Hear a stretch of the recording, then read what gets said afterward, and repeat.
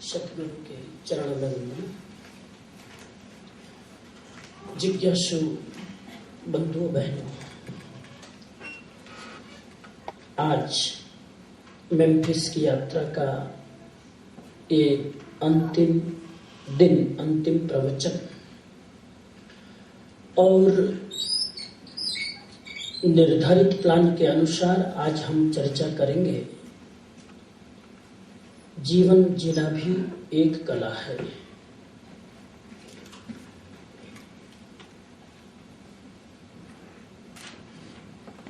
आदमी की जिंदगी इतनी व्यस्त है,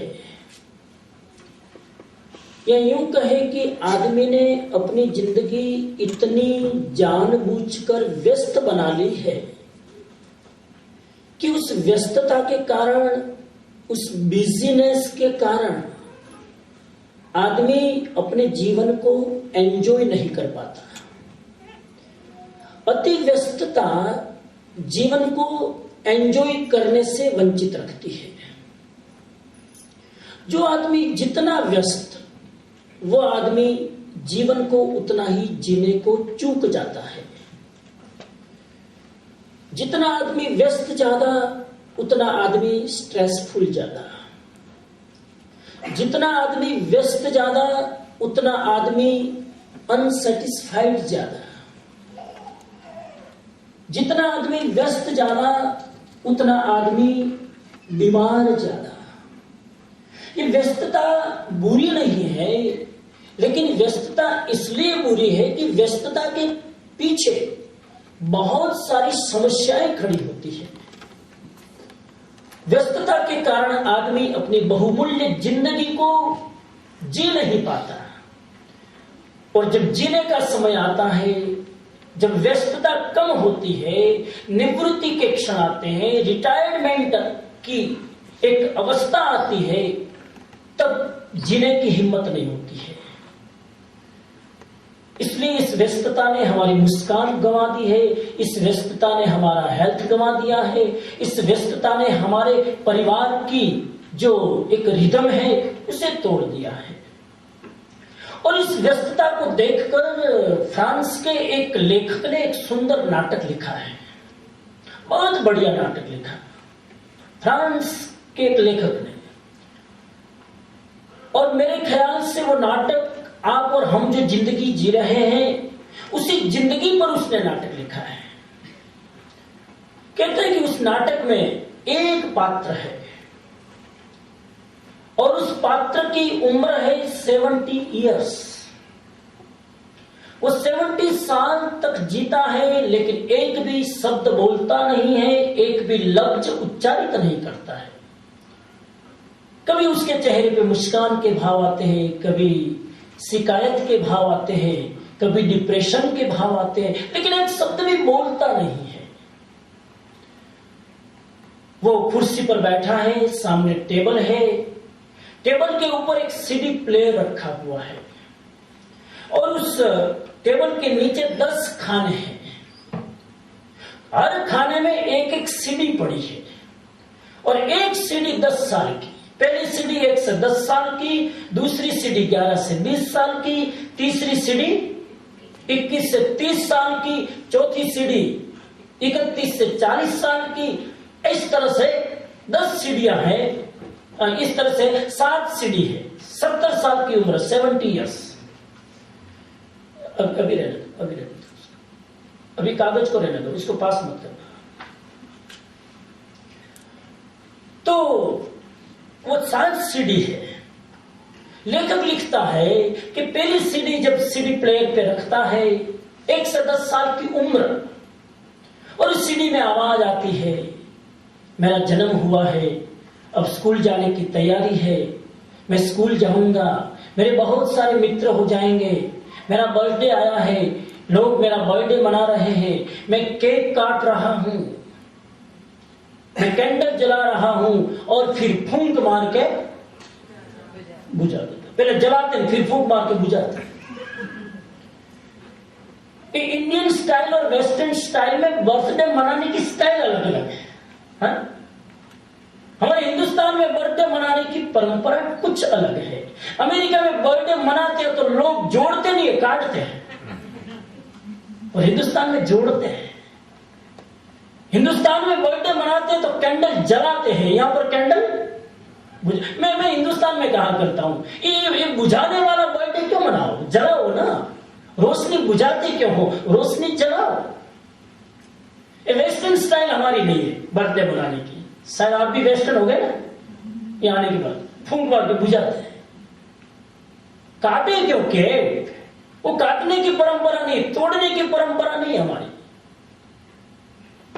लेकिन वेस्टर्न कंट्री हर चीज को तोड़ता है, विभाजन। पहले एक ही डॉक्टर होते थे पूरे शरीर के 5 फुट के, उसके बाद हार्ट के अलग, लंग्स के अलग, कान के अलग, आंख के अलग, गले के। एक जमाना आएगा दाया कान का अलग, बाया कान का अलग, क्योंकि दाएं कान के इतने पेशेंट है, मैं बाया कान को क्या देखूंगा। वो कोई बाया कान वाला ना, मैं दाएं कान को देखता हूं। फिर हार्ट के अंदर भी आजकल तो हार्ट के भी बहुत डॉक्टर है ना। हार्ट में रिदम का डॉक्टर अलग, हार्ट की रिदम का डॉक्टर, हार्ट के वाल्व का डॉक्टर अलग, हार्ट में आर्टरी का डॉक्टर अलग, सब अलग अलग। कितना डिवीजन हो गया, तोड़ता है। विज्ञान का काम है तोड़ना, और अध्यात्म का काम है जोड़ना। अध्यात्म जोड़ता है, हर चीज को मिलाता है। पूर्व की संस्कृति अध्यात्म की है और पश्चिम की संस्कृति विज्ञान की है। और यूं मैं कहूं तो पुरुष का काम है तोड़ना और स्त्री का काम है जोड़ना। हार्ट जोड़ता है और हेड तोड़ता है। ये दिमाग तोड़ता है हर चीज को, लेकिन हार्ट जोड़ता है। दिमाग कहता है 2 + 2 = 4, हार्ट कहता है 2 + 2 = 22। 2 मिलाओ तो 22 हो जाता है। ये हार्ट मल्टीप्लाई करता है, जोड़ता है।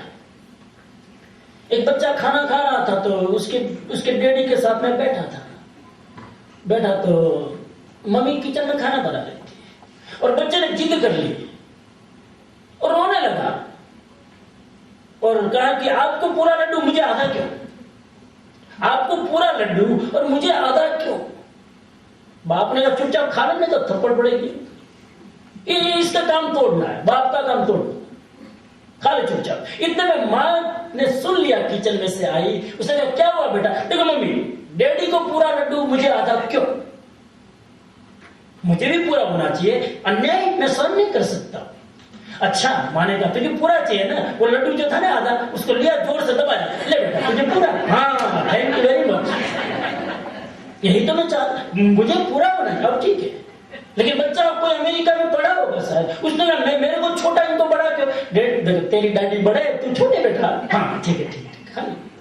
ये समाधान मां कर सकती है, बाप नहीं कर सकता है।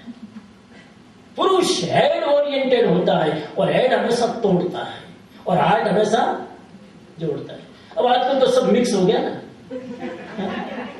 लेडीज में भी हेड ज्यादा डेवलप हो गया, पुरुष में भी हार्ट ज्यादा, ये सब एक दूसरे के मिक्स हो गया। क्योंकि लेडीज जॉब करती है तो फिर हेड का यूज करना पड़ता है ना। जॉब में हेड चलता है, घर में हार्ट चलता है, इसलिए इसलिए थोड़ा कंफ्यूज हो गया। तो पहली टेप में आता है कि मेरा बर्थडे होगा, मैं बर्थडे मना रहा हूं, कितने मेरे फ्रेंड्स आए हैं, सबको कुकी और कैंडी बांट रहा हूं। ये पहली टेप 1 से 10 साल की। हमारी जिंदगी 70 साल का एक ड्रामा है। दूसरी टेप रखते हैं, उसमें आता है 11 से 20 साल। अब मैं थोड़ा मैच्योर हो गया हूं, अब मैं अपनी माँ बाप की सुनता नहीं हूं, अब मैं अपार्टमेंट में अलग रहता हूं और अब खुद अपना डिसीजन लेता हूं। मेरे बहुत सारे फ्रेंड हो गए हैं और अब 2-5 साल हो जाए उसके बाद मैं शादी करूंगा। ऐसे ऐसे विचार आते हैं, कल्पनाएं उठती है। तीसरी टेप रखता है 21 से 30 साल की। बस मेरी उम्र हो गई है, अब मैंने शादी का प्लान कर लिया है, मैं शादी करूंगा, हम 1 के 2 हो जाएंगे, आपस में एक दूसरे अपने मन के सुख दुख की बातें करेंगे, फिर बच्चे होंगे, उसको खेलने कूदने ले जाएंगे, पढ़ाने भेजेंगे, ऐसी कल्पनाएं करता है। चौथी टेप रखता है 31 से 40 साल की। अब मैं एकदम पढ़ाई करके सेट हो गया हूं, अब मेरे को जॉब लग गई है, मैं अच्छी सर्विस कर रहा हूं, अच्छे पैसे कमा रहा हूं और मेरा एक मकान मैंने लिया है, लेकिन क्या करे वो मकान छोटा पड़ रहा है, नया मकान का प्लान चल रहा है, मूव हो रहे हैं। ये अमेरिका मूव बहुत होते हैं, हर किसी को पूछो मूव हो रहे हैं, एक जगह सुखी नहीं होते, एक जगह होकर बोर हो जाते, मूव हो रहे। तो बस अब बड़े मकान को लेंगे, वहां रहेंगे, हर एक का अपना अटैच लैट्रिन बाथरूम, हर एक का अपना कमरा, हर एक कमरे में अपना कंप्यूटर, और बड़े अच्छे 30 से 40 साल सेट हो गए, 40 साल तक। अब 41 से 50 साल की टेप रखता है और आवाज आती है, अब तो मेरी उम्र हो गई है, अब मुझे थोड़ा योग करना चाहिए, मुझे साधना करनी चाहिए, अगर योग नहीं करूंगा तो मेरा शरीर मुझे साथ नहीं देगा, थोड़ा थोड़ा जिम में भी जाना चाहिए, वॉकिंग भी करना चाहिए, कभी कभी सत्संग में भी आ जाना चाहिए। ऐसा विचार आता है, अभी लेक्चर में नहीं आता, विचार आता है, ऐसा करना चाहिए। लेकिन क्या करें, घर में बच्चे छोटे हैं, रात को जल्दी सुलाना पड़ता है, सुबह स्कूल भेजना पड़ता है ना, और खुद लेक्चर में नहीं आना तो बच्चों पाना, तो एक ऐसी टेप में आवाज आती है और चुक जाता है। उसके बाद में टेप नंबर ले तुम्हारे मारो 5वीं टेप रखता है, 41 से 50 साल की। अब तो मैं एकदम बड़ा हो गया हूं, मेरे बच्चे भी सेट हो रहे, लेकिन अब मुझे डायबिटीज का हमला हो रहा है, मेरा ब्लड प्रेशर भी बढ़ गया है, अब मुझे रोज गोलियां खानी पड़ती है, मैं दवाइयां खा रहा हूं, और अब कहीं अटैक ना आ जाए, मुझे बड़ी चिंता है, ज्योतिषियों के चक्कर लगाता हूं। ऐसी आवाज आती है। और फिर 6ठी टेप लगाते हैं, 51 से 60 साल की, और उस टेप में आता है, अब लगभग मेरी जिंदगी 80% पूरी हो गई है, और मैंने इस जिंदगी में क्या किया, न किसी की मैंने सेवा की, न किसी की मैंने मदद की, न किसी को मैंने संतोष दिया, न किसी के दिल को मैंने जीता, क्या किया, केवल पैसे कमाने में मेरी जिंदगी खलास हो गई। और परिणाम क्या आया, ये 2-4 घातक बीमारियां, हैरान हो गया, घर वाले भी मेरी सुनते नहीं है, अब बच्चे भी हाथ ऊंचे कर दिए हैं, अब मैं अकेला पड़ गया हूं, लोनलीनेस फील होता है, अब मैं क्या करूं। और अंतिम टेप रखता है 61 से 70 साल की, और उसमें आता है, पूरी जिंदगी भगवान ने मुझे दी थी, लेकिन पूरी जिंदगी में मैं कुछ नहीं कर पाया, और अब मुझे कुछ करना है तो मेरे कान काम नहीं करते, मेरी आंखें काम नहीं करती, मेरी मेमोरी पूरी वर्क नहीं करती है, और अब मैं अपाहिज हूं, मैं चढ़ नहीं सकता हूं, बैठ नहीं सकता हूं, मेरी हालत बहुत खराब होगी। कुदरत ने जो जिंदगी मुझे दी थी कुछ करने के लिए, कुछ पाने के लिए, वो पूरी जिंदगी मैंने गंवा दी। यूं पछताता है, और इतने में हार्ट अटैक आता है, गर्दन झुकाता है, वहीं पर कुर्सी पर गिर जाता है। उस फ्रांस का वो लेखक कहता है कि आप और हम जो जीवन जी रहे हैं, वो जीवन इसी तरह का एक नाटक है, हमारा जीवन इसी तरीके से गुजरता है, 1 से 10 साल में यही होता है, 11 से 20 साल में भी ऐसे ही विचार। एक टेप हमारे जीवन का प्रतिनिधित्व करता है, और 70 साल की जिंदगी पूरी हो जाती है, कुछ कर नहीं पाते हैं। मैं आपको एक प्रश्न पूछूं शुरुआत में, इतनी व्यस्त जिंदगी है, अपन सब मिलके भगवान से प्रार्थना करें कि 24 घंटे की जगह 48 घंटा दे देना, तेरे का क्या जाता, तू तो सर्वशक्तिमान, कर तुम अकर तुम अन्यथा कर तुम तो सब कुछ कर सकते हो, 48 घंटा दे दो। अगर भूल से 24 घंटे के 48 घंटे मिल जाए तब तो शांति ना, बोलो मैं भी 48 घंटा दे दे, कल से सबको 48 घंटा, तो फिर टाइम मिलेगा ना, तो 24 घंटा आपको बचेगा ना, है क्या डिपेंड्स 48 घंटा मिलेगा तो 48 घंटे में हम रिलैक्स नहीं होंगे, 48 घंटे के अनुपात में हम अपना काम बढ़ा लेंगे, इच्छाएं बढ़ा लेंगे, प्लानिंग बढ़ा लेंगे, और वही का वही। कुदरत 48 घंटा भी दे दे तो 48 घंटा भी शायद हमें कम पड़ेगा। सवाल हमारे पास कितना समय है उसका नहीं है, सवाल यह है कि जितना समय है उसको हम प्लानिंग से जी पाते हैं कि नहीं। कितना समय उसकी क्या वैल्यू? 10 घंटा भी हो, अगर जीना है तो 10 घंटा भी इनफ है, और जीना नहीं आए तो 48 घंटा मिलेगा तो भी भगवान का आभार मानेगा। आज भगवान, अब मैं मेरी सब इच्छा पूरी कर लूंगा। उसमें भी इच्छाएं पूरी करेगा, अमन चैन से और रिलैक्स होकर जिएगा नहीं। पुराने जमाने में क्या होता था, हम अपनी ही बात करें ना, जब छोटे थे उस समय इतनी फास्ट कम्युनिकेशन के साधन नहीं थे, इतनी यात्रा के व्हीकल नहीं थे। सिंपल हम घोड़े गाड़ी में बैठते थे, ज्यादा से ज्यादा स्कूटर में चलते थे। साइकिल आई, स्कूटर आई, स्पीड धीरे धीरे बढ़ती है। स्पीड बढ़ने के बाद समय बचा कि घटा? होना क्या चाहिए? जो इंडिया से यहाँ आते थे तो एक महीना लगता था, सीट में आते थे, और अब 15 घंटे में यहाँ जाते, तो कितना समय बच गया? उस समय में हम करते क्या है, और अधिक अपने आप को बिजी कर लेते हैं।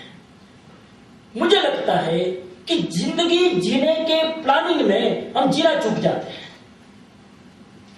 इसलिए मैंने आज टॉपिक चूज किया है, जीवन जीना भी एक कला। जीवन तो मिल गया है, अब जीना कैसे वो सीख ले तो जिंदगी बहुत बढ़िया।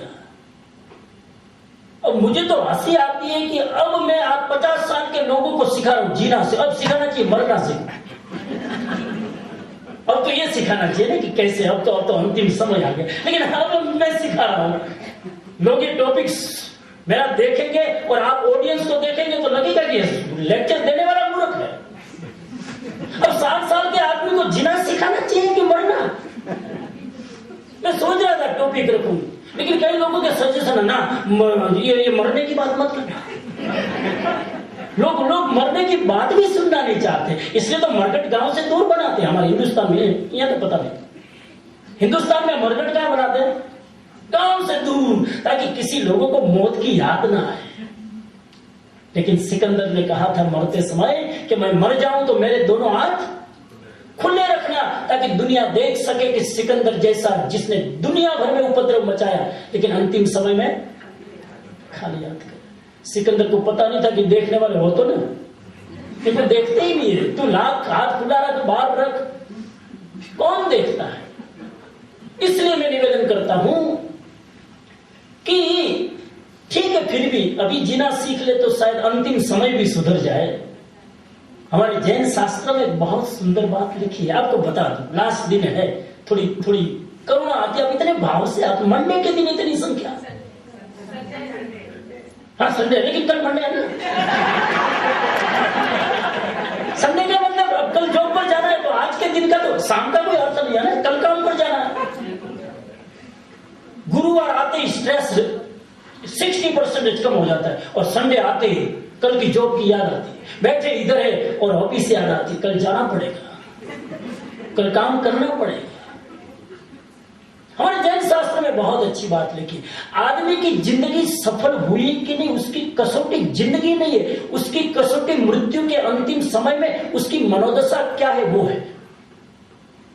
जिंदगी हमारी सफल हुई कि नहीं उसकी कसौटी अभी पता नहीं चलेगा। मरने के पहले जब आप बिस्तर पर लेटे हो तब तुम्हारी मानसिकता कैसी है, भावना कैसी है, विचारधारा कैसी है, उससे पता चलेगा कि मरने के बाद तुम्हारा नेक्स्ट जन्म सदगति या दुर्गति। अंतिम समय में हंसते हंसते जो प्राण छोड़ सके, अंतिम समय में बिना शिकायत किए भगवान का नाम लेते लेते प्राण छोड़ सके, तो हमारा शास्त्र कहता है कि अगली गति अच्छी। और मरते समय भी हाय हाय होय होय, नलियां चढ़ी हो, बोतलें चढ़ी हो, मेरा बड़ा लड़का कहाँ, सेकंड नंबर का कहाँ। मरते समय भी बेटों की आसक्ति नहीं छूटती है, तो फिर मरने के बाद गति। अंतिम समय में हमारी दशा ठीक रहे। अब अंतिम समय में दशा ठीक रखने के लिए पहले अपने मन को ट्रेंड करना पड़ेगा। तो आज मैं आपसे निवेदन करता हूं कि कैसे हम जिंदगी को जी सके, जिंदगी आपसे चूक न जाए। सिकंदर जब युद्ध के लिए जा रहा था तो उसके गुरु को मिल के गया। गुरु थे। गुरु ने कहा कहां जा रहा है? उसने कहा हिंदुस्तान जीतना है। फिर क्या करेगा? फिर एशिया जीतूंगा, फिर क्या करेगा? फिर पूरी दुनिया पर विजय पताका फहराऊंगा। उसके बाद क्या करेगा? गुरु ने कहा। तब उसने कहा उसके बाद मैं शांति से जीऊंगा। उसने कहा उसके बाद शांति से जीना, अभी जीना तू, आ मेरे पास बैठ, हम शांति से जी रहे। मेरा कुत्ता देख कितना शांति से जी रहा, तू भी जी। और इतना उपद्रव करने के बाद शांति से जी। आखिर शांति से जीना है तो अभी जी सकता है ना, और इतना युद्ध करने के बाद क्यों? हम भी बच्चों को पूछते हैं, कई बच्चों को पूछते हैं अब क्या करते हो? 10th में पढ़ रहा हूं। मैं पूछता हूँ व्हाट नेक्स्ट, तो कि 12th में जाऊंगा। मैं पूछता हूँ व्हाट नेक्स्ट, तो कि उसके बाद कॉलेज में जाऊंगा। मैं पूछता हूँ व्हाट नेक्स्ट, तो कि उसके बाद जॉब करूंगा, मकान खरीदूंगा। मैं पूछता हूँ व्हाट नेक्स्ट, तो कहते उसके बाद शादी करूंगा। मैं पूछता हूँ व्हाट नेक्स्ट, तो गुस्सा आता है, व्हाट नेक्स्ट फिर मर जाऊंगा और क्या करूंगा। मैं उसको कहता हूँ मरने के लिए इतना सारा करना पड़ता है? इतना सारा करने के बाद तू क्या करेगा? मरना कोई जिंदगी का लक्ष्य नहीं है। मरने के पहले ही कुछ पा लेना वो जिंदगी का लक्ष्य। तो जिंदगी जीने के प्लानिंग में चूक न जाए तो कुछ सूत्र पकड़ ले। पहला सूत्र है जिंदगी जीने का एक छोटा सा प्लानिंग करें। छोटा सा पहले प्लानिंग करो। मैं आज बहुत शॉर्ट में नटशेल में बात करना चाहता हूं। पहली चीज, plan your how you want to live your life. पहले प्लान करो। जितनी जिंदगी बाकी, आज से प्लान करो। घर पे जाके मियां बीबी बैठकर प्लान करो कि अब जो थोड़ी, कई लोग इसलिए बोल रहा हूं मियां बीबी बैठ, क्योंकि कई लोग लेक्चर सुन के जाते हैं तो घर पे फिर मीटिंग करते हैं। ये हमारा लेक्चर सुन के जाते हैं, उसकी शल्य चिकित्सा करते हैं कि स्वामी जी ने जो कहा, अब हम let's talk about that talk, और डिस्कस करते हैं। कई लोगों ने मुझे कहा स्वामी जी घर पे जाके 2-2 घंटा बैठकर डिस्कस करते हैं आपके लेक्चर पर कि जो सुना उसको कैसे अप्लाई कर सकते हैं।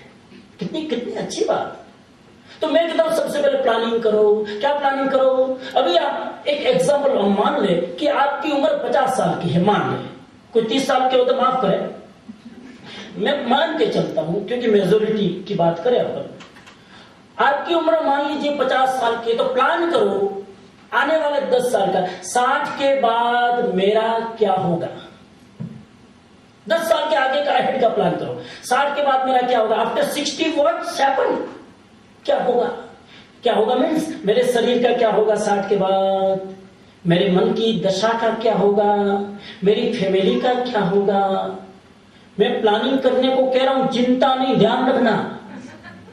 आप लोग प्लानिंग को चिंता से, अरे बाप रे घर जाके क्या करेंगे, 10 साल के बाद क्या होगा। चिंता नहीं, प्लानिंग। अभी से प्लानिंग करो कि 10 साल के बाद क्या स्थितियां आ सकती है। और जो 60 साल के हो गए वो प्लानिंग करे 70 साल के बाद मेरा क्या होगा। अभी तो हाथ पांव फिर भी थोड़े काम करे, 10 साल के बाद क्या होगा, मेरी विचारधारा कैसे रहेगी 10 साल। हर व्यक्ति अपने 10 साल आगे का प्लान करे और वो 10 साल के बाद जो स्थितियां आने वाली है वो ना आए, उसको अभी से जीने की कोशिश करें।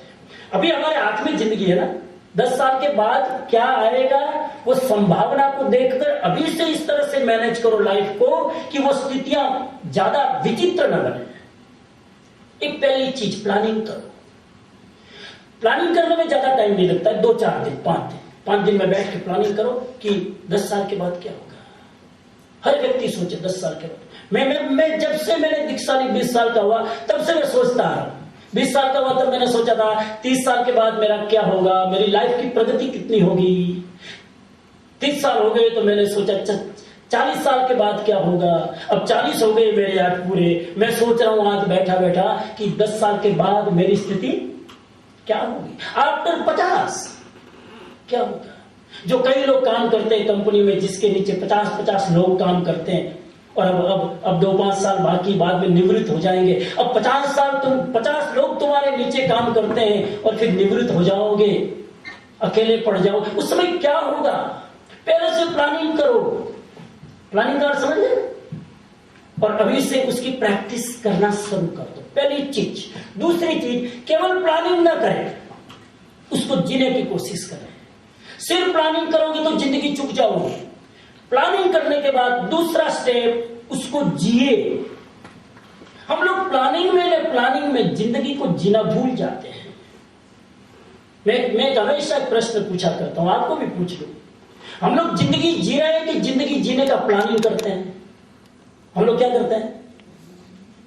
We are living our life और we are planning our life. हाँ, बहुत ऐसे प्रश्न अगर दिल से उठे बहुत अच्छी बात। हम लेकिन अधिकतर लोग जिंदगी जीते कम है, प्लानिंग ज्यादा करते हैं। प्लानिंग का मतलब है बस अब ये 2 साल में सारा काम हो जाए, फिर एकदम शांति से रहेंगे, फिर तो इंडिया में कोई पालिताना जैसे में कि अपना कमा, ऐसे प्लानिंग करते हैं। हम जी कम पाते हैं, प्लानिंग ज्यादा करते रहते हैं। और प्लानिंग ज्यादा करोगे तो जियोगे कम। प्लानिंग में इतना समय बर्बाद न हो जाए कि जीना चूक जाए। गुजराती में कहेवत है ना, રાતના સુવા માટે પથારી તૈયાર કરી પણ પથારી તૈયાર કરવામાં ને કરવામાં સવાર પડી ગઈ, સુવાનું તો मैं हिंदी करता हूं, थोड़ा ट्राई करूंगा। कुछ चीजों का हिंदी जल्दी नहीं होता। रात को सोने के लिए मैंने बिस्तर तैयार किया और बिस्तर तैयार करते करते करते सुबह हो गई और सोने का चूक गए। ऐसा ना हो कि बिस्तर तैयार करने में सोने का अवसर ही ना आए। ऐसा ना हो कि जीवन के प्लानिंग करने में जिंदगी जीने का मौका ही हाथ में ना आए। जियो। वर्तमान में हम लोग क्या करते हैं? जीने को पोस्टपोन करते हैं। बस 1 महीने के बाद बिल्कुल अच्छी तरह जिए, ये कभी नहीं आएगा 1 महीना, अभी जियो। कल सूरज न उगे तो पछताना ना पड़े। अगर आज भी रात को सोते सोते प्राण छूट जाए तो हम भगवान को धन्यवाद दे सके कि जिंदगी जी ली मैंने। एनी टाइम डेथ आए, वी आर रेडी फॉर। मौत आए तो रेडी।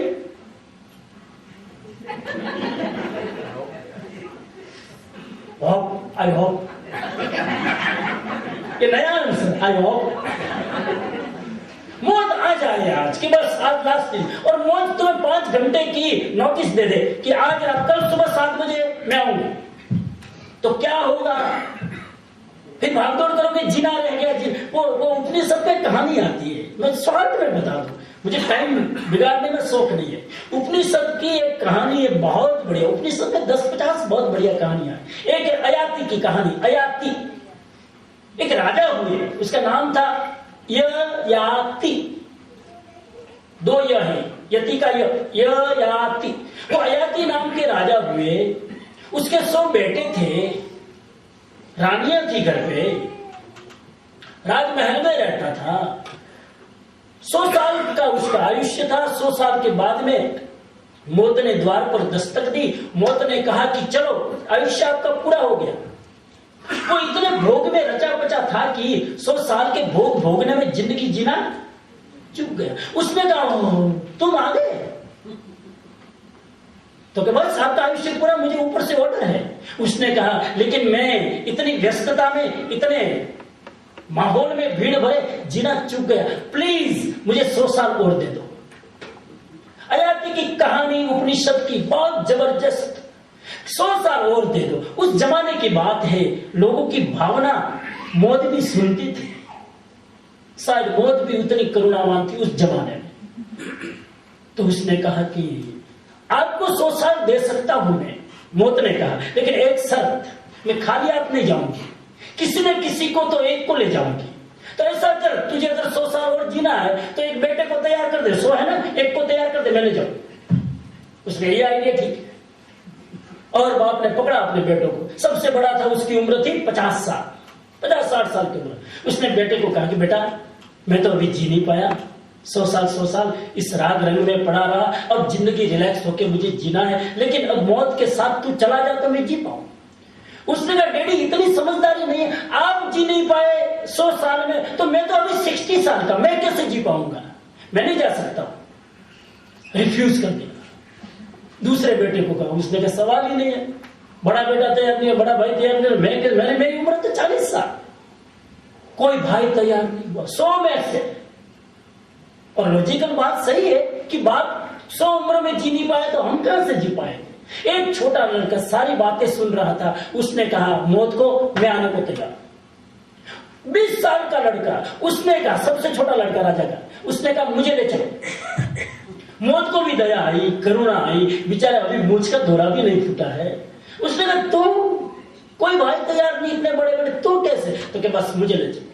तो कि तेरे तो अभी संसार देखा ही नहीं है। तो कि बस मुझे ले चलो। क्यों?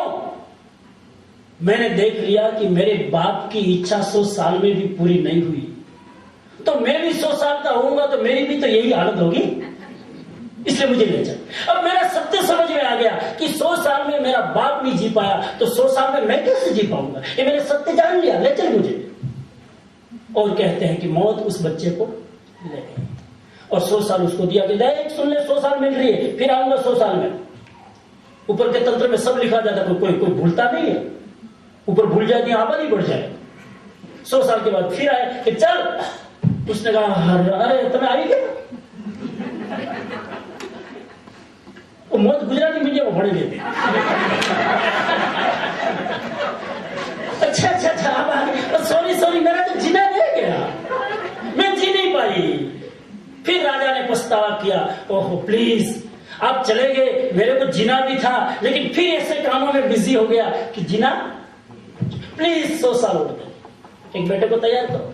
फिर एक बेटा बामुश्किल तैयार हुआ। यूं कहते हैं उपनिषद कि उस अयाति को 10 चांस दिए गए, कितने 1000 साल का आयुष्य पूरा हुआ, तब अंत में कहा अब तो चलो मूड, मौत को भी कहना पड़ा है मूड, तेरी आंख खुलेगी कब, तो क्या सही बात है, आंख नहीं खुलेगी, अब ऐसे कैसे ले जा। और उसकी जो समाधि थी उस पर लिखा गया कि मनुष्य मर जाता है लेकिन मनुष्य की लालसा कभी पूरी। उस राजा के अर्थ, वो जो समाधि थी उस पर लिखा, लालसा कभी पूरी नहीं होती। लालसा का संयम किया जा सकता है, कामनाओं को कंट्रोल किया जा सकता है, कभी पूरी नहीं होती, नेवर फुलफिल इट। मुझे ले चलो 1000 साल के बाद वो पछतावा करके मरा, क्योंकि 1000 साल में भी जी तो पाया नहीं वो। तो जिंदगी जीने की कला की पहली चाबी है केवल पोस्टपोन्ड न करे, केवल प्लानिंग न करे, जिए। अब आप कहेंगे जिए जीने का मतलब जी तो रहे, मर थोड़े रहे। मुझे समझ में आ रही है आपकी बात, मैं आपके चेहरा रीडिंग करता हूं, आपके जियो जी तो जी तो रहे, और क्या करें। जीने और जीने में फर्क है। जिंदगी न केवल जीने का बहाना है, जिंदगी न केवल जीने का बहाना है, और जिंदगी न केवल सांसों का खजाना है। जिंदगी सिंदूर है पूर्व दिशा का, जिंदगी का काम है सूरज उगाना। जिंदगी केवल श्वासोश्वास का नाम नहीं है, हमारे भीतर अध्यात्म का सूर्योदय हो, नई शक्ति जागे, तब जीने का मतलब। जीने का मतलब क्या, मैं आप बता रहा हूं, मेरी जिम्मेदारी में बैठता हूं तो टॉपिक को पूरा स्पष्ट होना चाहिए। जिंदगी जीने का मतलब क्या। अब हम कहता हूं कि जिए, तो फिर मैंने ये क्वेश्चन मार के कैसे जिए उसकी बात करता हूं। हमारी जिंदगी 3 चीजों से बनी है। कितनी चीजों से, आप सोचिए मैं कितना होमवर्क करके आता हूँ। कई लोग कहते हैं ये स्वामी जी को कितना बढ़िया, क्यों रात को 2 घंटा लेक्चर देना, कुछ लेना नहीं देना, अच्छा तो ये 2 घंटा बोलने में कितना प्लानिंग करना पड़ता है, और वो भी आपको अच्छा लगेगा कि नहीं। फिर मुझे अच्छा लगे, जरूरी नहीं आपको अच्छा लगे, आपको अच्छा लगना चाहिए, समझ में आना चाहिए, बोरिंग नहीं होना चाहिए, नींद नहीं आनी चाहिए, और आपके हर एक के लेवल के अनुसार आपको समझ में आना चाहिए। या कई लोग ऐसे बैठे जो एडवांस सुनना चाहते हैं, कई लोग बैठे हैं कि हम तो भी पापा पगली कर रहे हैं, हमको जस्ट सिंपल मैसेज दो। अब सबके लेवल को बैलेंस रखना इजी थोड़ा है। मैं बहुत ऊंचा बोलूंगा तो नीचे वाले बेचारे लड़खड़ाएंगे, मैं बहुत सामान्य बोलूंगा तो एडवांस वाले बोलेंगे ये महाराज जी को कोई ज्यादा डेप्थ नॉलेज नहीं, तुरंत कमेंट कर देंगे 1 मिनट। महाराज प्रवचन बढ़िया देते हैं, लेक्चर बढ़िया देते हैं, लेकिन डेप्थ नहीं लगती है। तो वही प्रैक्टिकल बात, कुछ अंदर जाऊंगे, अंदर जाऊंगा तो बाहर रहने वाले अंदर जा नहीं पाएंगे, बहुत मुश्किल है। ये तो बहुत सोच के आना पड़ता है। 2 घंटे के लिए मुझे 10 घंटा विचार करना पड़ता है।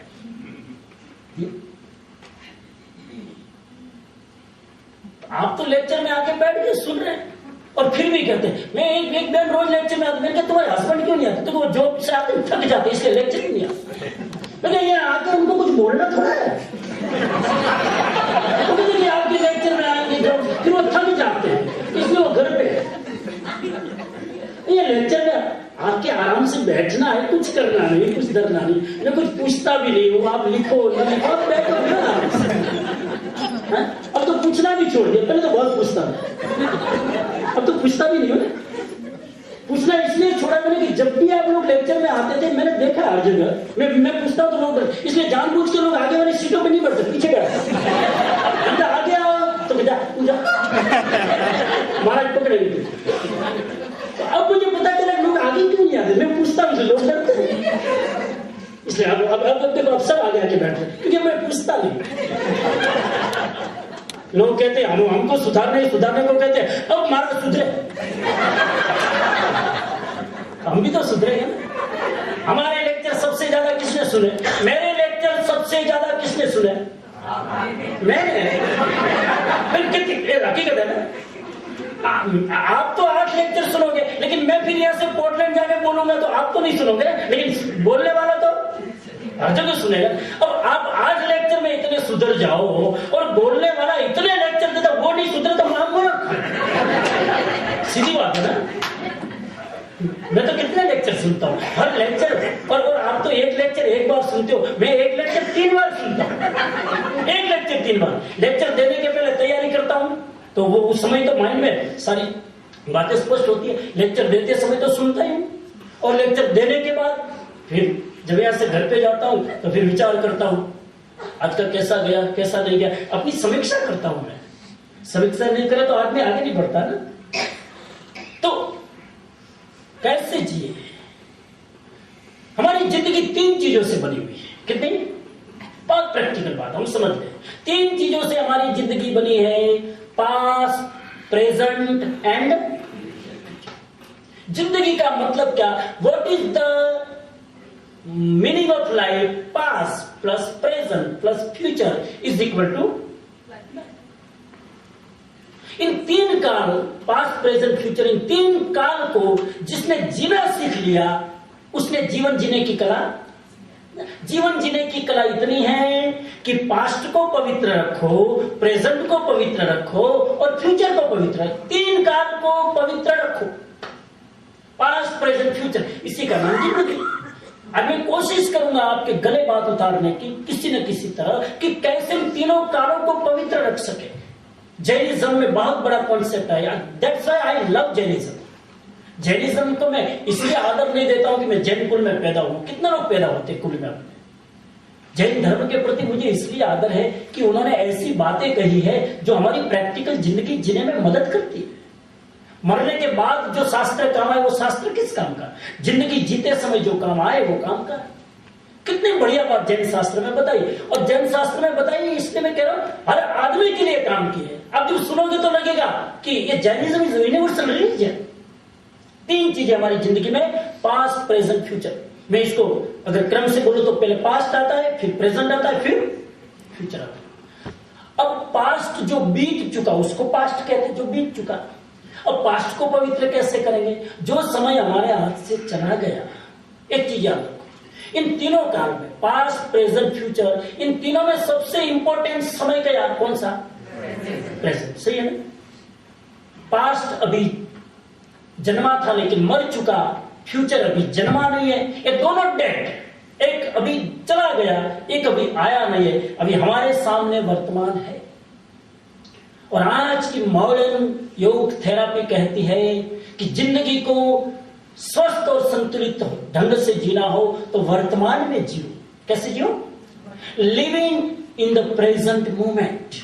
वर्तमान में जीना सीखो, क्योंकि भविष्य में जियोगे तो वर्तमान चूक जाओगे।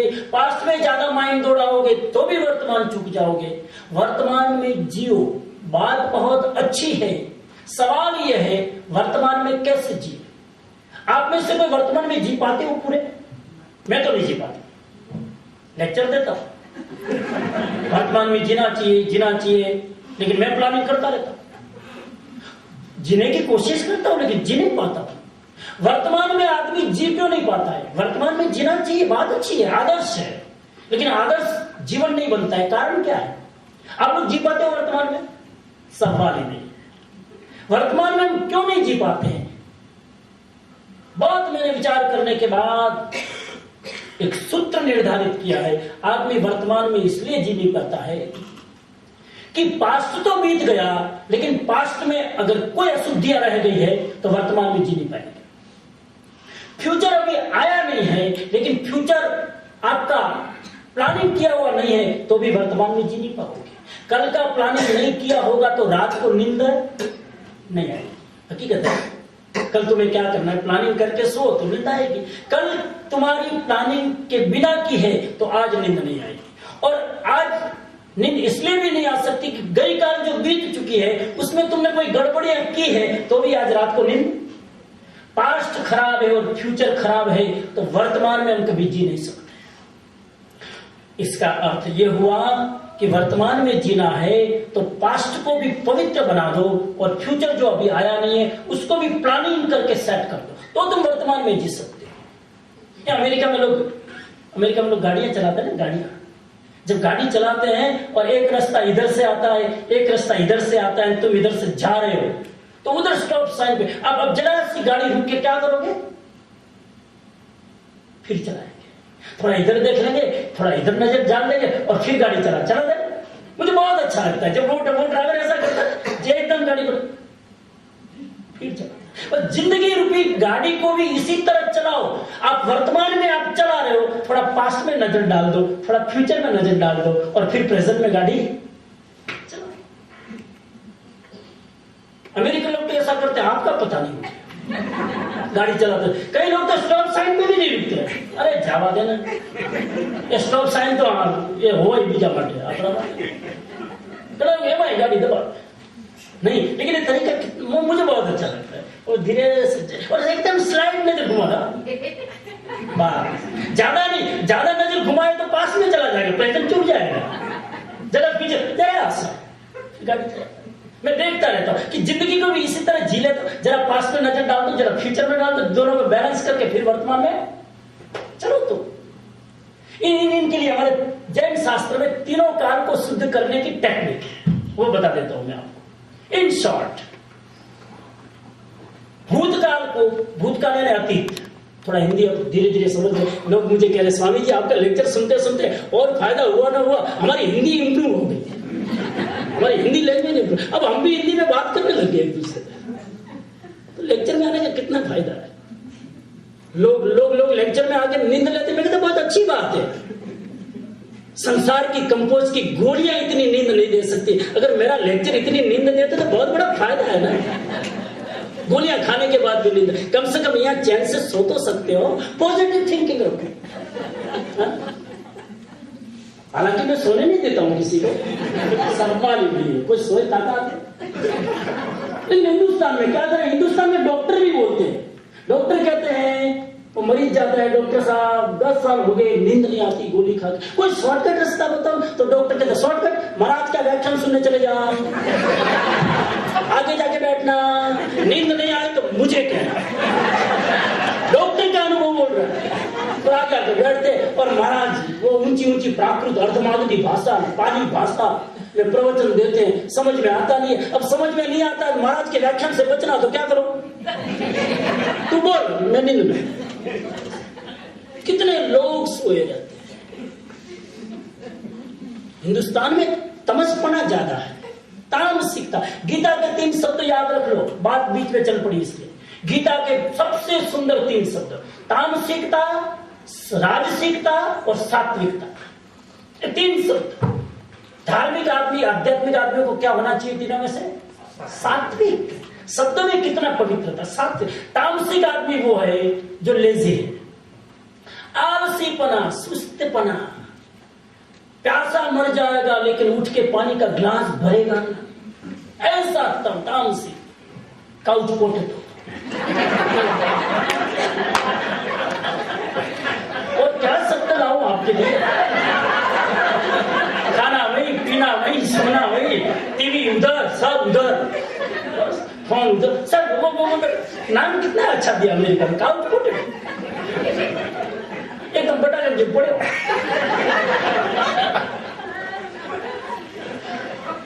आलस की बात नहीं की, मुझे एक बात याद आ गई। एक आदमी गांव के बाहर बैठा था, और बैठा था तो कैसे बैठा था? जब आप गांव में जाओ तो गांव के बाहर लोग बैठते हैं पत्थर पे, तो एक पांव के ऊपर दूसरा पांव ऐसे चढ़ा के, एक घुटने के ऊपर दूसरा घुटना चढ़ा के बैठते, यूं टांगे लटका के। वो जब ऐसे बैठे थे तो एक आदमी वहां से निकला। उस आदमी ने कहा भैया मुझे अमुक मंदिर जाना है हनुमान जी का, किधर है? तो उसके पांव ऐसे थे, तो मुंह से बोला नहीं कुछ, उसने कहा कि पांव, अपने पांव के फीट से, पंजे से। उसने कहा अरे जरा मुंह से बोलो, तुझे मौन है क्या? और मौन है तो भी आदमी हाथ से इशारा करे, पांव से। कमाल है, हाथ से इशारा करे तो समझ में आता है, पांव से इशारा। तो ये इसकी बात क्या है? उसने कहा इसकी बात बताऊं, सुन। ये सामने जो लेक है ना, लेक, तो क्या वो लेक में क्या दिख रहा है? तो कि भैंसा। लेक में भैंस नहा रही थी। तो कि इस भैंस का तुझे विज्ञान पता है क्या है? तो कि क्या मुझे पता नहीं। ये भैंस है ना, उसकी कला है। भैंस दिन भर पानी में पड़ी रहेगी, लेकिन भैंस उस लेक का पानी नहीं पिएगी, पानी घर जाके पिएगी। और मैंने इसका दूध पिया, इसलिए कह रहा हूं। मैंने इसी का दूध, जिसके पियो उसके संस्कार रहेंगे। भैंस दिन भर पानी में पड़ी रहेगी, पानी नहीं पिएगी, पानी कहां जाके पिएगी? घर जाके। मुझे प्यास लगी, अरे तो दिन भर पड़ी रहती, पी लेती ना, लेकिन वो आलसी। इसलिए मैं कहता हूं, आदमी जिसका दूध पीता है ना, उसी के संस्कार आते हैं।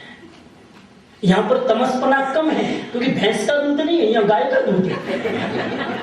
मैं बहुत रिसर्च किया, आदमी दिन में भी नैप क्यों नहीं लेता? क्योंकि गाय का दूध, गाय का दूध पियो तो नींद कैसे आएगी? हिंदुस्तान में भैंस का दूध पी के सोए रहते। हमारे गुजरात में तो, राजकोट में तो मैं देखता हूँ, दोपहर को 2 बजे से लेकर 5 बजे तक लॉन्ग स्लीप, दोपहर को नून टाइम में सोए रहते। कई लोग तो रिसीवर उठा के नीचे रख देते, फोन बोन भी नहीं, मस्ती से। इसलिए मैं स्टेटमेंट दिया करता हूं कि स्त्री का जन्म लेना हो तो हिंदुस्तान में, और कुत्ते का जन्म लेना हो तो अमेरिका में। मेरा सीधा स्टेटमेंट। महापुण्य किए होते हैं तो कुत्ते का जन्म अमेरिका में, हिंदुस्तान में बेचारे को भगा देते, लठ मारते, डंडा मारते। और यहां पर कुत्ते को कितना रिस्पेक्ट, आदमी को जितना रिस्पेक्ट नहीं, उससे ज्यादा कुत्ते को। वो दिन भर घर में रहेगा, वो खिलाएगा। एक आदमी घूमने जाता है, मैं तो घूमते हो कि नहीं? तो मैं तो नहीं घूमता, कुत्ते को ले जाता। क्यों? तो डॉक्टर ने कहा नहीं, इसको आर्थराइटिस हो जाएगा, घुमाया करो। हाँ, कुत्ते के लिए कितनी सुविधा। आजकल तो ये अमेरिका की गवर्नमेंट ने नियम बनाया है, मैं जरा ये सारी बातें जानता रहता हूँ लोगों से, तो लेक्चर में चले काम आप आई नहीं। देखो तो आजकल का नियम बनाया, आप मैंने सुना है, मुझे जरा आप मुझे सहमति देना। आजकल तो ऐसे नियम बनाए कि कुत्ते को वॉक करने ले जाओ, कुत्ता टट्टी करे तो उसको प्लास्टिक में उठाओ, तुम उठा लो। वाह, कुत्ते का पुण्य तो देखो। आदमी उठा। फिर मैं लोगों को कहता हूँ, घर में कुत्ते क्यों पालते हो? तो कि क्या करे स्वामी जी, अकेले बच्चे चले गए, प्रेम नहीं मिले। एक कुत्ते हमें अनकंडीशनल लव करते हैं, अनकंडीशनल लव कुत्ते हमें करते हैं। आदमी तो स्वार्थी है, धोखा देता है। बच्चे को बड़ा किया, पाला पोसा, बड़े हो गए, चले गए। एक कुत्ते अनकंडीशनल, जैसे ही घर पे आते पूंछ हिला के हमारा स्वागत करते हैं। और कुत्ते को आदमी आगे बिठाएगा, अपने बच्चे को गाड़ी में पीछे बिठाएगा, कुत्ते को आगे की सीट पे। मैंने देखा, और वो खिड़की खुली और वो डॉगी साइड से करता जाता है। कितना अच्छा। मैं हकीकत में कह रहा हूं, कुत्ते के पुण्य हो तो अमेरिका में। हमारे जैन शास्त्र में सिद्धांत आता है, कौन सा जीव कौन से क्षेत्र में पैदा होता है उसके पीछे भी कर्म काम करता है। क्यों हम इंडिया में जन्मे, क्यों हम अमेरिका में जन्मे, क्यों हम रशिया में जन्मे, उस देश की ज्योग्राफिकल कंडीशन हमारे कर्म के पीछे रहस्य बनती है। ये बहुत विज्ञान है। और स्त्री का जन्म लेना हो तो हिंदुस्तान, यहाँ की स्त्रियों बेचारे बहनों को टाइम कहाँ, एक तो जॉब करो, फिर घर का काम। और इंडिया में तो हमारी लेडीज कहते हम तो घर चलाते, घर तुम चला दो कि 4-4 रामू, घर में 4-4 नौकर, कहते हम घर चला। कितना पुण्य देखिए तो सही हिंदुस्तान की स्त्री। ठीक है, आप किसी पर्पज से आ गए हो, कोई बात नहीं, तो यह रहना बुरा नहीं, आप इसको अन्यथा मत। लेकिन मेरा मैसेज यह है कि पुण्य आदमी को असर करता है। तो मैं आपसे निवेदन कर रहा था, बात कहां चल रही थी, जरा पकड़ना। ये भूतकाल तो भूतकाल सही हो।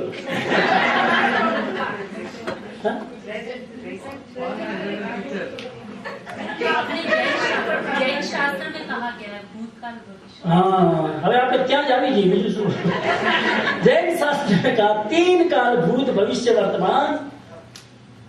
मैं यहां पर बात ले जा रहा था कि हमारे जैन शास्त्र के हर चीज unscientific, that's why I believe Jainism, that's why I believe.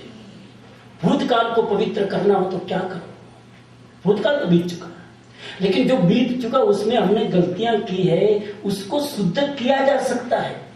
भूतकाल में गलतियां की, उसका परिणाम भोगना जरूरी नहीं है। जाग जाए तो भूतकाल के पाप भी साफ हो सकते हैं, और वो जागने का उपाय बताया प्रतिक्रमण। क्या उपाय? भले बीत चुका, कल तुमने गुस्सा कर दिया किसी पर, आज तुम्हें पछताने की जरूरत नहीं। रात को बैठते समय आप प्रतिक्रमण कर लो हाथ जोड़ के कि आज मैंने किसी के साथ हर्टिंग किया हो, किसी के साथ अन्याय किया हो, किसी को कुछ अपशब्द बोला हो, हे भगवान मुझे क्षमा कर दो। प्रतिक्रमण, प्रतिक्रमण यानी पीछे लौटना, क्रमण यानी गति करना, प्रति यानी पीछे, पीछे लौटो। रात को सोते समय दिन में पीछे लौटो कि आज दिन भर मैंने क्या क्या किया, उसको रियलाइज करके अगर किसी के साथ बुरा व्यवहार किया तो मन से उस जीव को याद करके फॉरगिव एंड फॉरगेट कर लो, तो क्या हो गया? ये मैं शॉर्ट में बता रहा हूं। भाव प्रतीक फैसले लग रहा था, मुझे क्षमा करना, आई एम वेरी सॉरी, मुझे बोल दिया, मुझे बोलना नहीं चाहिए था, I am apologise about it, मैं क्षमा चाहता हूं, बस इतना कर दो तो अतीत तुम्हारा क्या हो गया? शुद्ध। एग्जाम्पल दिया मैंने, ऐसे अतीत में कोई भी त्रुटि हो जाए किसी जीव के साथ, उस जीव के साथ डायरेक्टली क्षमा करो तो अतीत शुद्ध हो गया। तो जिंदगी का 30% पार्ट तुमने जीत लिया, 30% तुम्हें जिंदगी जीने की कला आ गई, 30%। 40% वर्तमान, वर्तमान को कैसे पवित्र करोगे उसकी बात मैं लास्ट में लेता हूं क्योंकि वो लंबा विषय है। लेकिन वर्तमान को पवित्र करने की चीज जैन शास्त्र में बतलाई है। वर्तमान को पवित्र कैसे करेंगे? जो हमारे हाथ में समय है उसको प्योर कैसे करें, उसको प्योर करने का उपाय बताया सामायिक। क्या बताया? सामायिक। मैं जरा एक्सप्लेन करूंगा उसे। सामायिक का मतलब है समता। गीता में आया न राग न द्वेष, बैलेंस में रहो, किसी के प्रति लगाव नहीं, किसी के प्रति अलगाव नहीं, सबके प्रति समभाव, न लगाव न अलगाव, समभाव। यह है सामायिक। वो कैसे करना मैं जरा एक्सप्लेन करता हूं। आज अंतिम दिन मैं आपको सिखा के जाना चाहता हूं कि सामायिक करो तो हमारी जिंदगी की बहुत सारी प्रॉब्लम समाप्त हो जाए। भगवान ने क्या हमारे पर उपकार किया है। एक सामायिक करो रोज। कैसे करना मैं बताता हूं, पहले हम भविष्य की जरा बात कर ले। और भविष्य को शुद्ध करना हो तो उसका उपाय, फ्यूचर जो अभी आया नहीं, आप कहेंगे अभी जो आया नहीं उसको पवित्र कैसे करें? बिल्कुल, भविष्य में जो पाप होने वाला है आप पहले से उस पाप को आने के दरवाजे को बंद कर सकते हो। भविष्य आएगा तो पाप आएगा ना, तो भविष्य में जो हम गलतियां करने वाले हैं पहले से ही कुछ ऐसी दीवार तैयार कर दो कि भविष्य का कोई भी दूषित संस्कार ना आ पाए। वो हमारे हाथ में है। और उसका उपाय बताया प्रत्याख्यान। क्या उपाय? सिंपल भाषा में हम बोलते पचक्खान। पचक्खान, ये 3 शब्द याद रख लो सभी भाई बहन। बोलो, प्रतिक्रमण, सामायिक और पचक्खान। ये 3 शब्द तीनों जिंदगी सुधार देता है।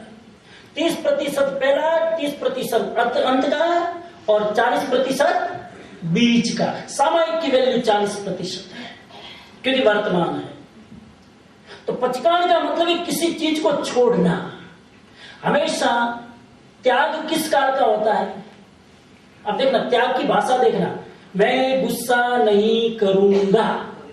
कोई भी रूल, कोई भी वाव लेते हो, कोई भी कमिटमेंट करता होता है ऑलवेज फ्यूचर का। मैं कल उपवास करूंगा, हमेशा व्रत फ्यूचर का होता है, कभी वर्तमान का और पास्ट का नहीं होता है। कल मैं गुस्सा किया था नहीं होता, वो व्रत बनता नहीं है। व्रत हमेशा भविष्य काल का होता है। तो कुछ फ्यूचर के नियम, मैं 2-4 नियम बता दूं आपको, 2-4 जो याद आए मुझे। हमारे जीवन में थोड़े पचखान होने चाहिए, कुछ नियम बना लो। पहला नियम बना लो, पहला छोटे छोटे नियम बता देता हूं। पहला नियम बनाओ, गुस्सा आए तब 5 मिनट मौन रहूंगा। 5 मिनट उनको बोलना कहीं जाना मत, अभी अटैक करूंगा, लेकिन 5 मिनट महाराज ने कहा है चुप रहो। 5 मिनट के बाद तू देख, बस भले 5 मिनट के बाद गुस्सा करना, लेकिन अभी 5 मिनट मुझे बोलना, सिर्फ 5 मिनट। वो 5 मिनट का मौन दिन भर के मौन से बेहतर है। एक आदमी दिन भर मौन करे, वो क्या खाक मौन है? कितना इशारा करता करता करी ना काम कर, कितनी शक्ति बैठ है करे। ये अर्थ नहीं। एक बहन ने कहा स्वामी जी 5-5 मिनट क्या, मैं तो 6-6 घंटा मौन करती। मैंने कहा कब? तो रात को 10 बजे सोती हूँ, 6 बजे तक मौन। ये मौन तेरा धूल में गया, खाक मौन है।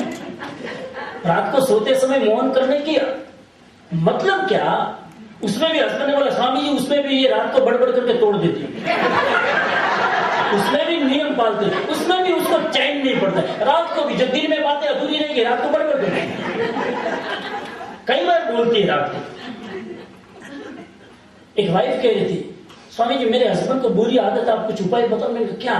तो रात को बोलते बहुत है, कोई उपाय बताओ। मैंने कहा सीधा उपाय, दिन में बोलने का मौका दे। डेफिनेटली रात को नहीं बोलते, तो दिन में तो चांस देती नहीं है, तो रात को तो बोलने दे। अब जब दिन में भी ना बोले, रात में भी ना बोले, तो फिर मेंटल हॉस्पिटल जाना पड़ेगा, तभी तो बोलेगा ना। बोले बिना आदमी रिलैक्स नहीं हो सकता, बहुत मुश्किल है। तो नियम करो, जब भी गुस्सा आए 5 मिनट मौन करना। एक बहन की बहुत आदत थी फोन में बात करने की, दूसरा नियम भी दे रहा हूं इसी के साथ। एक बहन की बहुत घंटों बातें करे, फोन लगा तो घंटे तक, हस्बैंड को पता चल जाता अब ये घंटे तक छोड़ेगी नहीं, एकदम अंदर चिढ़ चलेगी, क्या करे, बोल नहीं सकते। एक बार ऐसा हो 10 मिनट में बात फिनिश, 10 मिनट में ऑर्डर दिया। हस्बैंड ने कहा क्या बात है, आज सूरज उल्टा घुमा, 10 मिनट में बात पूरी, तो क्या रॉन्ग नंबर लग गए। अब रॉन्ग नंबर में भी 10 मिनट, रॉन्ग नंबर में तो 10 सेकंड में पूरी हो गया। 10 मिनट बात क्यों करे, रॉन्ग नंबर। 10 मिनट में तो पूरा परिचय कर दिया, तेरा नाम क्या, तू कहाँ रहती है, तो मैं भी उसी सोसाइटी में। 10 मिनट में परिचय, तुम्हारे कितने लड़के? 3। वो बड़े लड़के की उम्र 30 साल, और मेरी भी एक लड़की है, मैं एंगेजमेंट कर लिया ना। 10 मिनट में तो औरत क्या नहीं कर सकती, औरत क्या नहीं करता। स्त्री का स्वभाव है, स्त्री का बहुत अच्छा स्वभाव। देखना स्त्री में जब ट्रेन में यात्रा करेगी, परिचय कर लेगी पूरा सब। अंत में उतरते आपका कार्ड, मेरा कार्ड एक्सचेंज, मेरे घर पे कभी आना। बहनों का स्वभाव होता है, बहुत अच्छी बात, बहुत। तो प्रत्याख्यान करो, प्रत्याख्यान एक नियम कर लो, गुस्सा है 5 मिनट। दूसरा नियम करो, जब भी आप गाड़ी गैराज से बाहर निकालो, सुबह जॉब पर जाते समय निकालोगे ना गाड़ी, जब भी गाड़ी बाहर निकालो, चारों व्हील को देख लो जरा, उस व्हील के आसपास में कोई जीव जंतु तो नहीं है ना, बस दैट्स इट। इतना देख सकते हो, कोई जीव बेचारा निर्दोष मर न जाए गाड़ी के नीचे। और पूरे रास्ते पर, फ्रीवे पर तो कितने जीव मरते वो आपके वश की बात नहीं है, लेकिन कम से कम गाड़ी स्टार्ट करते समय तो व्हील को देख लो। कई बार ऐसा होता है कि व्हील के आसपास में कितने सारे कीड़े मकोड़े होते हैं और हम सीधे आंख बंद करके चलाते साफ। इतना नियम पाल सकते भी नहीं, खाली नजर करो, इससे तुम्हारी अवेयरनेस कितनी बढ़ती देखना। तीसरा नियम करो, जब भी बाथरूम में सावर लो, स्नान करो, साबुन लेकर उस समय नियम करो, साबुन जब शरीर पर लगाते हैं, एक बार साबुन फिसल जाए तो दूसरी बार लगाना नहीं।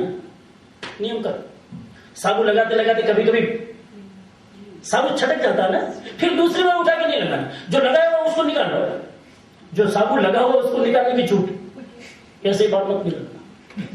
लेकिन अब फिर साबुन नहीं लगाना। आप कहेंगे ऐसा क्यों, क्या ये हर चीज का मुझे वाई मत पूछो।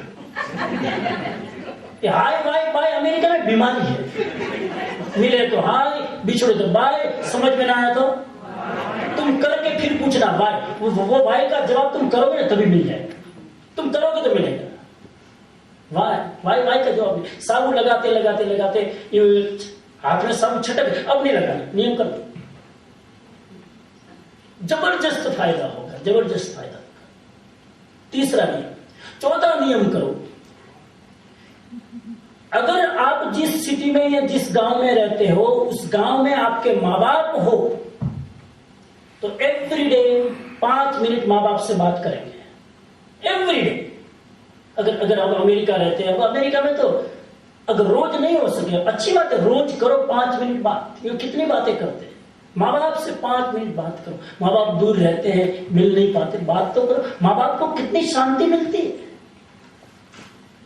और अगर दूर रहते हैं, रोज संभव नहीं है कर पाना, तो वीक में एक बार अपने माँ बाप से बात करो 10-15 मिनट।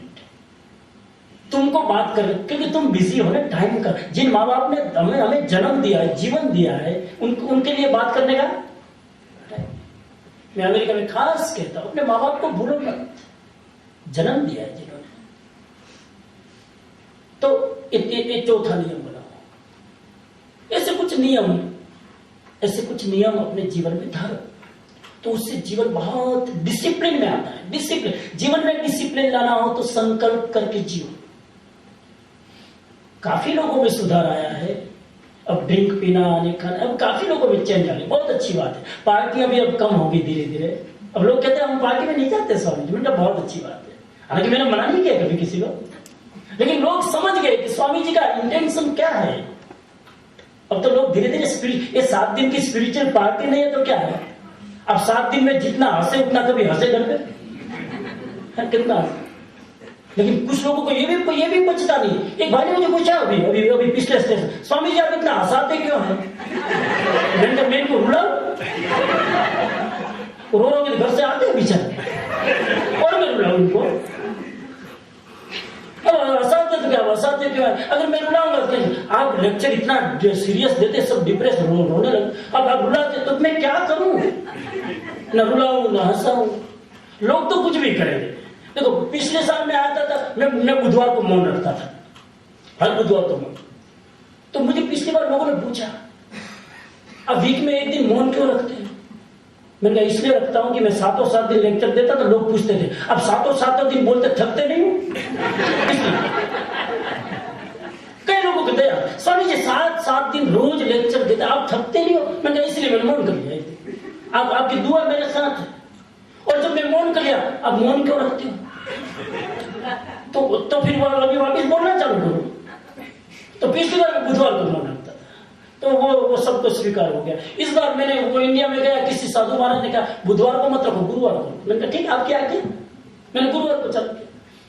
गुरुवार मौन के लिए अच्छा बात है, बुधवार की बजाय गुरुवार। मैंने बुधवार इसलिए रखा था आप लोगों की दृष्टि से।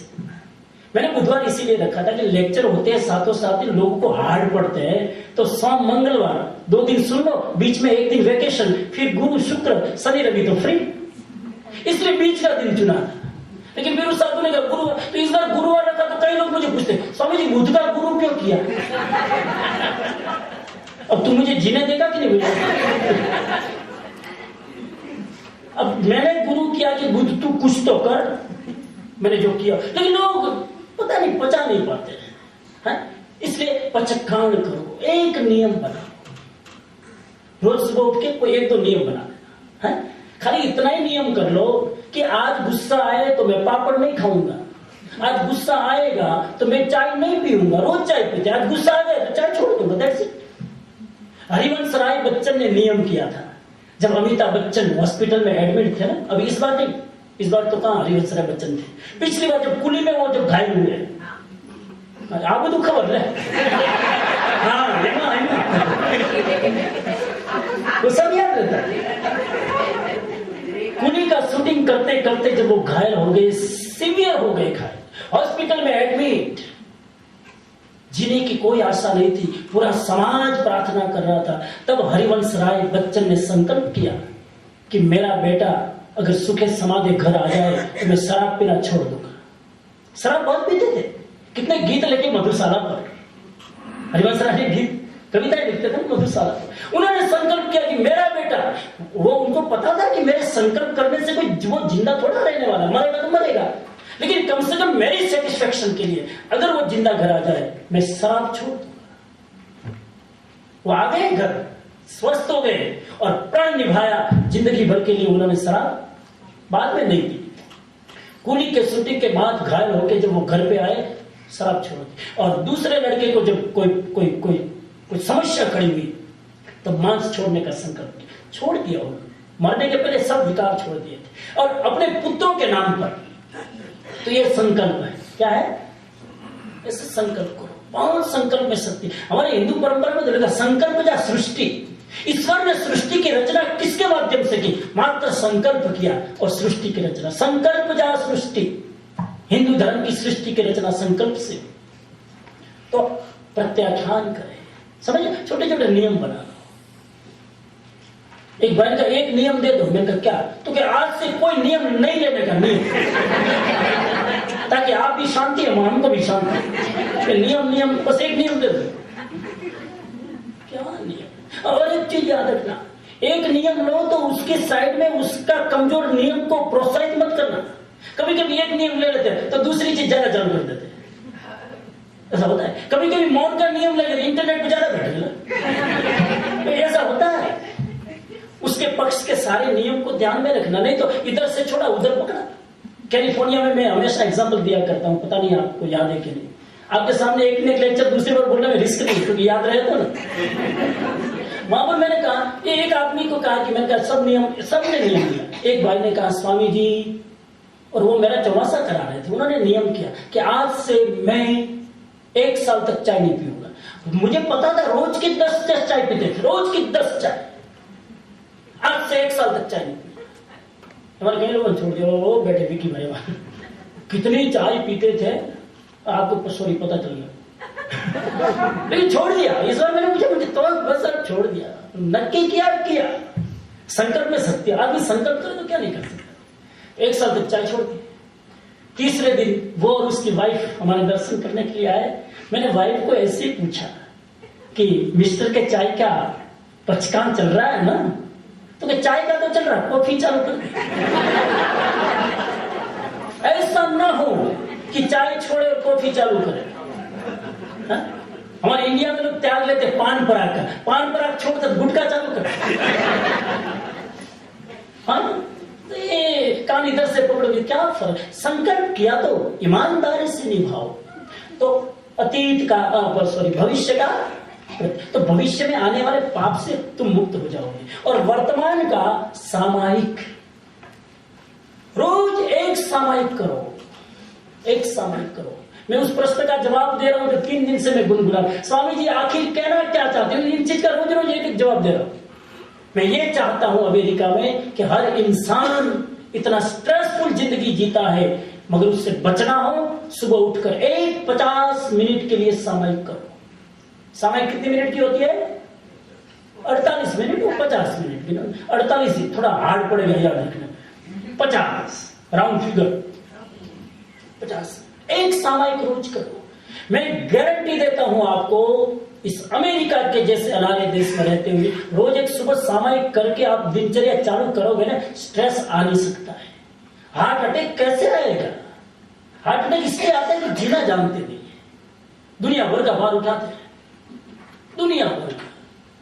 छोड़ो नहीं प्रपंच दूसरों का, अपनी जिंदगी जियो मस्ती से।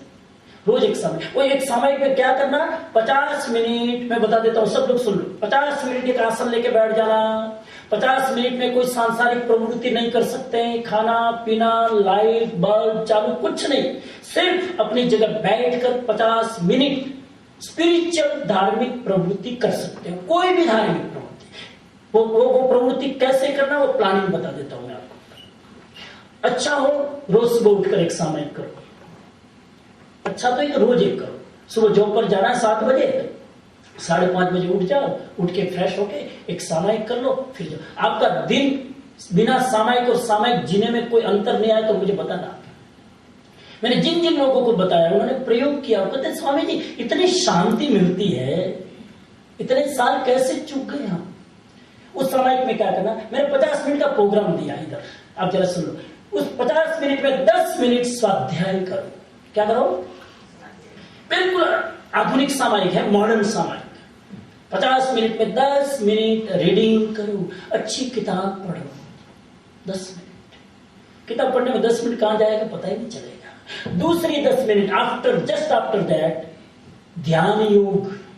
स्वाध्याय करने के बाद 10 मिनट क्या करो? ध्यान करो, जो मैं रोज आपको कराता हूँ, सिखाता हूँ थोड़ा थोड़ा। मेडिटेशन भी नहीं आता तो फॉरगेट इट, आंख बंद करके जस्ट क्वाइट बैठो, विचार आ रहे हो उसको देखते जाओ, देखते जाओ, देखते जाओ। ये 10 मिनट का मेडिटेशन तुम्हें कितना रिलैक्स करेगा। दुनिया की कोई पार्टी, कोई क्लब इतना तुम्हें रिलैक्स नहीं कर सकते। 10 मिनट बैठो। तीसरा 10 मिनट जप योग। ध्यान के बाद 10 मिनट चांटिंग करो, कोई एक मंत्र ले लो छोटा सा, उसका जप करो। अपने अपने कोई भी इष्ट का मंत्र हो, हिंदू हो तो हिंदू का, जैन हो तो जैन का, जो भी आपके धर्म का इष्ट हो, आप अपने इष्ट को छोड़िए मत, उसका जप करो। जिसकी जिसमें श्रद्धा। 10 मिनट चांटिंग करो, अच्छा बोल बोल के करो, थोड़ा उतावला बोल बोल के, तो घर के वाइब्रेशन पवित्र बनते हैं। मैंने एक दिन आपको कहा था कि हर घर के अपने, पहले दिन डिसाइड करा था, हर घर में अपने वाइब्रेशन होते हैं। जैसे चेहरे के वाइब्रेशन, घर के वो वाइब्रेशन को पवित्र रखना हो तो क्या करो? चांटिंग से घर के वाइब्रेशन पवित्र हो जाते हैं। चांटिंग करो, घर में अशांति के वाइब्रेशन घुसे तो बाहर निकल जाएंगे। 10 मिनट चांटिंग, 10 मिनट रोज। चौथा 10 मिनट स्तुति योग। कोई भी एक छोटी सी प्रार्थना करो 10 मिनट, एक स्तवन गाओ, एक भक्ति गीत गाओ, कोई भी 10 मिनट स्तुति करो, गर्म करो, भक्तामृत का पाठ करो। स्तुति योग इसको बोलते हैं। हिंदू हो तो हनुमान चालीसा बोलो, कोई बात नहीं, जो अपनी स्तुति हो उसका पाठ करो। कितने मिनट हो गए? 40। और लास्ट में 10 मिनट स्मृति योग, स्मृति मेमोरी। कोई भी चीज को लर्न बाय हार्ट करो 10 मिनट। 10 मिनट कुछ नहीं तो ये जो लेक्चर में आपने नोट्स लिए, 10 मिनट नोट्स पढ़ो और इसमें जो सूत्र है उसको याद करो, श्लोक है उसको याद, रोज 10 मिनट कंठस्थ करो। अब एक सामायिक में एक श्लोक कंठस्थ करो तो 100 सामायिक करो साल में, तो कितने श्लोक कंठस्थ हो जाए? 100 आराम से। और 100 श्लोक कंठस्थ हो जाए, एक साल के बाद आपको लोग स्कॉलर कहेंगे, पंडित, ज्ञानी। जितने श्लोक याद ज्यादा हो उतनी आदमी के अंदर एक सिंसियरिटी आती है। हमारे कोई एक संत है हिंदुस्तान में, 10,000 श्लोक याद है, 10,000 कंठस्थ। वो प्रवचन दे बैठते, कोई एक श्लोक मन में आया, ले लिया, 1 घंटा आराम से लेकर दे सकते। इतने दुर्लभ श्लोक हमारे शास्त्रों में। रोज एक एक श्लोक याद करो, एक समय 10 मिनट में ही हो सकता है कि आराम से कर सकते हैं। 10 रोज नहीं तो वीक में 1 श्लोक याद करो, तो भी क्या, महीने में 4 श्लोक होंगे, बहुत बड़ी बात। तो इस तरह 50 मिनट की एक सामायिक होती है। अच्छा हो एवरीडे करो, मेरा आग्रह एवरीडे करो। किसी कारण कोई एवरीडे सुविधा ना हो, वीक में 2 दिन तो कर सकते हो, सैटरडे एंड संडे। मतलब वीक में 2 दिन करो, सैटरडे संडे। एक बहन खड़ी होगी बोली, स्वामी जी घास का पन हुआ है। ले मरी गया, सैटरडे संडे घास काटने का। पहले तो घास में पानी डालो, अंकुरित करो, उगाओ और फिर खुद ही काटो। अमेरिका में लोगों को बिजी रखने का कितना, अपार्टमेंट में रहो ना शांति से। कोई रहता है अपार्टमेंट में? हमारे मेंफिस वाले सब सुखी है। अपार्टमेंट में रहने से क्या होता है? घास वास के चक्कर ही नहीं। और घास एक दिन भी पर बड़ा हो गया, काटो नहीं तो पड़ोस वाला फोन कर देगा, ये घास काटते नहीं, पड़ोसी कैसे विचित्र। कभी कभी दूसरों के लिए काटना पड़ता है। खैर वो मेरा विषय नहीं, आप भी कंट्रोल नहीं कर सकते हैं। लेकिन एक समय, अब जब घास काट सकते हो आप वीक में, तो एक समय क्यों नहीं कर सकते? आत्मा के लिए तो पहले करो ना, नहीं तो चूक जाओगी जिंदगी। मैंने कहा प्लानिंग में चूक जाओ। एक कम से कम वीक में 2 समय कम से कम होनी तो रोज चाहिए। श्रावक को हमारे बताया, श्रावक का गुण क्या? एवरीडे एक सामायिक। और मैंने जो जैन नहीं है जन्म से, उनको सामायिक करना चालू करो। अमेरिका में लोग कहते स्वामी जी कितना मजा आता है आपके जैन धर्म की सामायिक, वाह भयो भयो। नॉन जन भी करते हैं, अरे मुस्लिम लोग तक करते हैं, क्या बात करते हैं वो। जब एक उनको तत्व समझ में आना चाहिए, चीज बढ़िया है। इसमें जैन का कोई सवाल है? सामाजिक कोई जैन की थोड़ी है। मैंने 50 मिनट का प्रोग्राम दिया, वो किसी को विरोध में लगता है क्या? कोई भी कर सकता है। और आप करो 1 वीक के बाद, देखो कितनी शांति मिलती है। 50 मिनट की एक साथ मैंने तो यंगस्टरों को भी चालू कराया, बहुत खुशी होती है। वो करते हैं तो कहते हैं स्वामी जी हम स्ट्रेस मैनेजमेंट का प्रोग्राम अटेंड करते हैं। ये स्ट्रेस मैनेजमेंट का प्रोग्राम है samayik is the stress management programme. America वाले को पता चले कि ये सामायिक ऐसे भगवान ने बतलाया है तो उसको मॉडिफाई करके प्लानिंग करके हजारों डॉलर कमाए लेक्चर देके। हाँ, उनको पता नहीं है, इनको पता नहीं है। वो लोग तो क्या कर सकते हैं। अमेरिकन लोगों को जैनिज्म का पता चल जाए ना, वर्ल्ड फेमस कर दे। लेकिन वाणी आत्मा आयो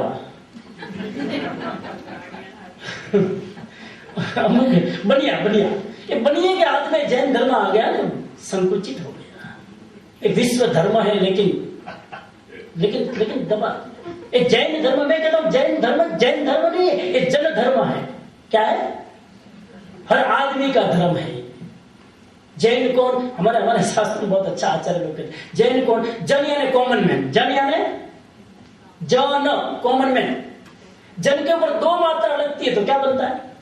जैन। वो 2 मात्रा कौन सी? Knowledge and character. ये 2 मात्रा लग जाए तो जन क्या बन जाए? जैन। तो ये एक सामायिक है। और ये सामायिक अगर आपको जचती नहीं है, जो नॉन जैन है, तो मैंने दूसरा आपको ऑप्शन दिया है कि जिंदगी जीने का एक तरीका क्या है। तो मैंने ये निर्धारित किया है कि आप 4 प्रकार की आराधना करो। कितने?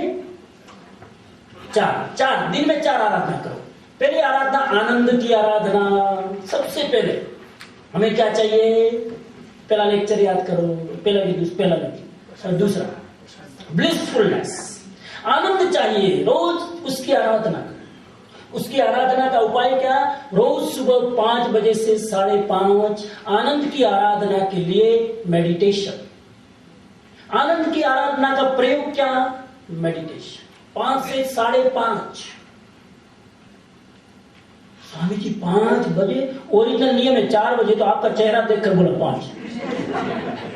मूल तो 4 बजे है, लेकिन मैंने कहा आपको 5 बजे ठीक रहेगा। 5 बजे आधा घंटा मेडिटेशन। आनंद भाई, आनंद की आराधना के लिए मेडिटेशन। नंबर 2, 5:30 से 6 स्वास्थ्य की साधना करो। 5:30 से 6 स्वास्थ्य की सुरक्षा। और उसके लिए उपाय क्या? एक्सरसाइज, योग, प्राणायाम करो। जितनी उम्र तुम्हारी कम है, तुम सौभाग्यशाली हो, शुरू करो। क्योंकि जब यंग एज होती है तो बोलते स्वामी जी हमको जरूरत नहीं है, और वही बूढ़े हो जाते हैं स्वामी जी बहुत जरूरत है, लेकिन वी कैन नॉट डू। अब हम कर नहीं सकते, घुटने मुड़ते ही नहीं है। इसीलिए जितनी जल्दी जाग जाओ उतना अच्छा है। तो आधा घंटा स्वास्थ्य की साधना। जिंदगी में 4 चीजें चाहिए है। तो पहली चीज आनंद, दूसरी चीज स्वास्थ्य, तीसरी चीज ज्ञान की आराधना। और ज्ञान की आराधना का उपाय स्वाध्याय करो, वांचन करो, थोड़ा पढ़ो। अमेरिकन लोग कितना पढ़ते हैं, लाइब्रेरी में जाते घंटों बैठे रहते हैं। उनमें अच्छी है पढ़ने की रुचि। लोग दुनिया भूल जाते स्वाध्याय करते करते। वैज्ञानिक बुद्धि होती है ना, इतना खोज करते हैं। पढ़ने वाला आदमी सब विस्मृत कर देता है। आइंस्टीन की कितनी प्रखर बुद्धि थी, लेकिन इतना जब प्रयोग में खो जाता था तो दुनिया को भूल जाता था। वो एक बार ट्रेन में यात्रा कर रहे थे तो वो टीटी का टिकट वो आइंस्टीन घबराया क्योंकि वो टिकट कहाँ रखी भूल गया। आइंस्टीन ने देखा तो टिकट मिल नहीं रही थी, तो उस टीटी ने पूछा आपका शुभ नाम? तो कि लोग मुझे आइंस्टीन कहते। और तब तो टिकट की जरूरत है। अरे तुमको जरूरत नहीं, लेकिन मुझे जब तक टिकट नहीं मिलेगी पता कैसे चलेगा कि उतरना कहाँ है। तेरी बात तो ठीक, लेकिन इतने आदमी विज्ञान के क्षेत्र में खोया रहता है, दुनिया को भूल जाता है। मुझे क्या करना है, इतना समर्पण होता है रिसर्च के प्रति। इसलिए ज्ञान की आराधना, वो ज्ञान की आराधना का शास्त्र में टाइम बताया मध्याह्न। स्वास्थ्य और आनंद की आराधना का टाइम प्रातः का, और ज्ञान की आराधना का टाइम शास्त्र में बताया है दोपहर को 2 से 5 के बीच कोई भी आधा घंटा। लेकिन अमेरिका में अगर आप जॉब करते हुए संभव न हो तो शास्त्र की आज्ञा लेके मॉडिफाई करता हूं, शाम के टाइम में जॉब से आने के बाद खा पी के पेट भरा हूं, उसके बाद स्वाध्याय करो। रात को टीवी तो देखते हो ना, उसकी जगह कन्वर्ट करो, स्वाध्याय करेंगे। न्यूज थोड़ा देख लो। अब रात को 12 बजे मुझे क्या टीवी में देखना, लोग कितना टाइम बर्बाद करते टीवी पर, उससे अच्छा कुछ। लोग हमको कहते स्वामी जी आपको इतना ज्ञान कैसे हुआ? अरे ज्ञान कुछ नहीं है, लेकिन जो भी हुआ है एक ही कारण, स्वाध्याय करो। जब तक रोज 100-200 पन्ने पढ़ो नहीं तब तक नींद ना आए, बेचैन हो जाए। आज कुछ पढ़ा नहीं मैं। खाना जैसे शरीर की खुराक है वैसे स्वाध्याय करना मन की खुराक है, और ध्यान करना आत्मा की खुराक है। शरीर की खुराक रोज पूरी करते हैं, मन और आत्मा की खुराक को कभी, मन बेचारा रोज उपवास है, आत्मा तो कितने सालों से वर्षों से उपवास है, इसीलिए तो इतनी हैरान गति हो रही है। तो खिलाओ जरा है, तो ज्ञान की आराधना क्लियर, उसके लिए स्वाध्याय करो। दिन में जो निवृत्त लोग हैं दिन में करे आधा 2 घंटा, और जो निवृत्त नहीं है तो शाम को। और चौथी आराधना शक्ति की आराधना। हर आदमी को अपने पास शक्ति होनी चाहिए। आज के जमाने में अगर तुम शक्तिशाली नहीं हो तो तुम फेंक दिए जाओगे। डायनासोर समय के साथ चलनी पड़े, इसलिए क्या हो गए, समय के साथ ताल मिला के चलना है तो शक्ति चाहिए हमारे पास, और शक्ति के लिए मंत्र की आराधना। मंत्र की आराधना करने से जीव शक्तिशाली बनता है।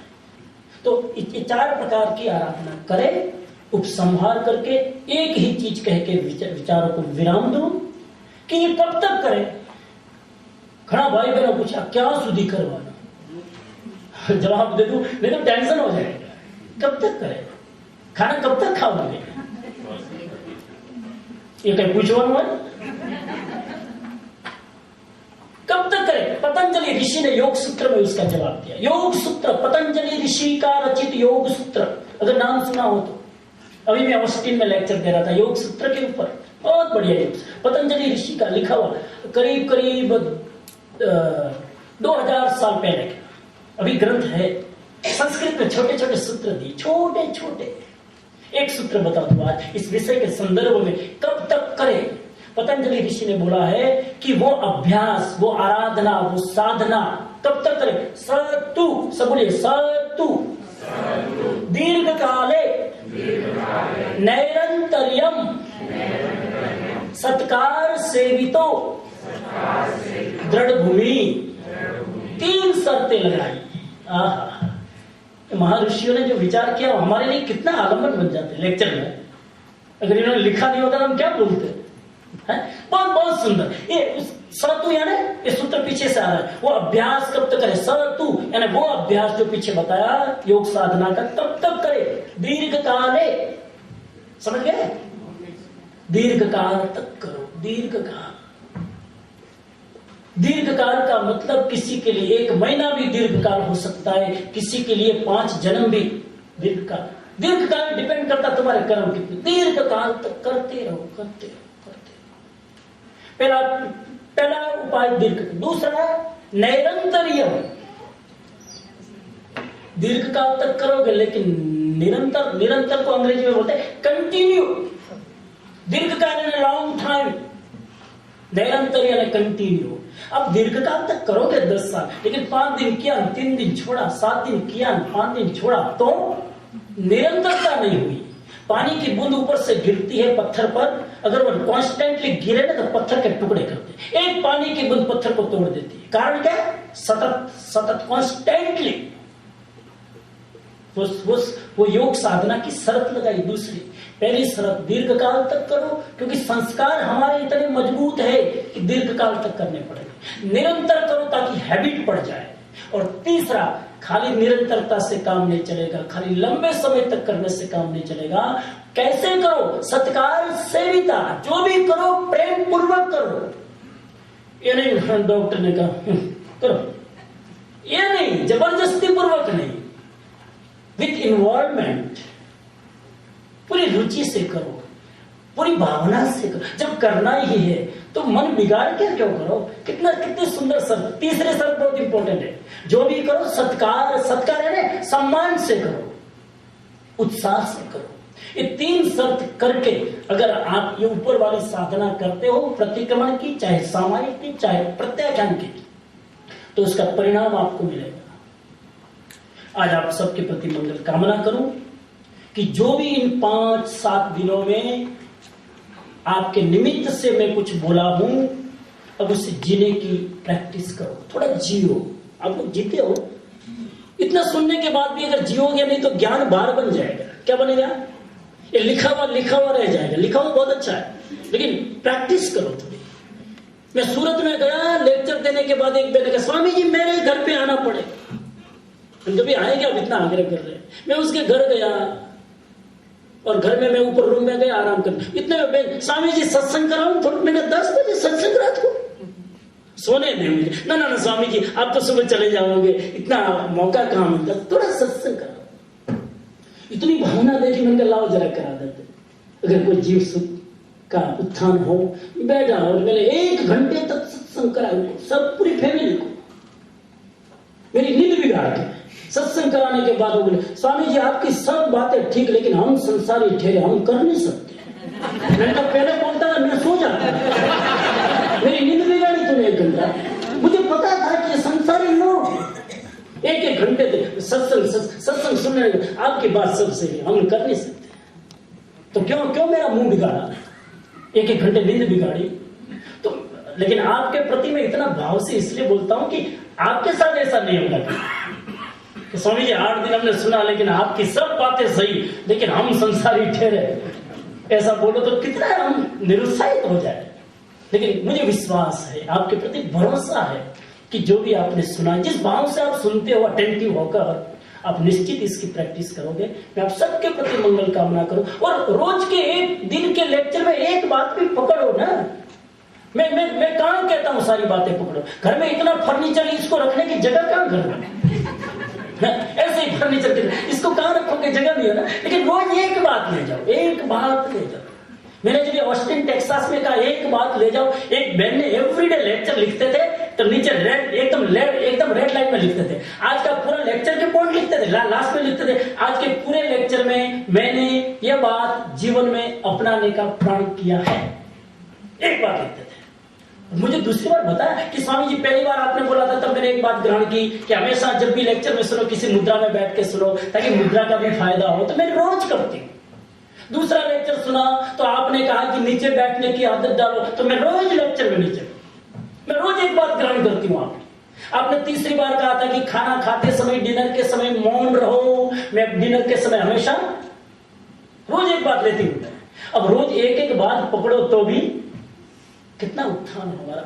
आप सबके प्रति यही कामना कि जीवन को पवित्र बनाना है, मुस्कान भरा बनाना है, सुंदर बनाना है। तो कुछ बातें जो आपको जचे और आपको आवश्यक लगे अपने जीवन में उतारने को, उसको आप उतारें, जीवन को पवित्र बनाएं।